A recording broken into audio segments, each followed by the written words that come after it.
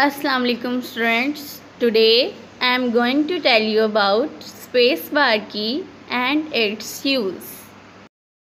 Look at the keyboard carefully.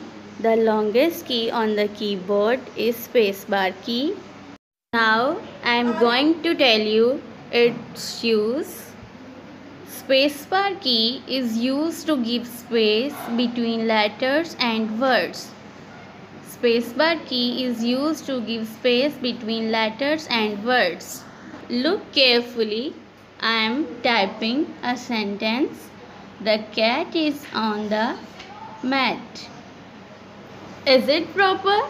No. When we will give space, it will be proper. And to give space, I will use spacebar key. Firstly, I will give space after the, then after cat, then after is, then after on, then after the. Now, after giving space between words, this sentence is proper.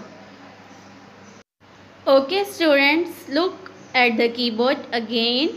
The longest key on the keyboard is called spacebar key. Now repeat with me its use. Spacebar key is used to give space between letters and words.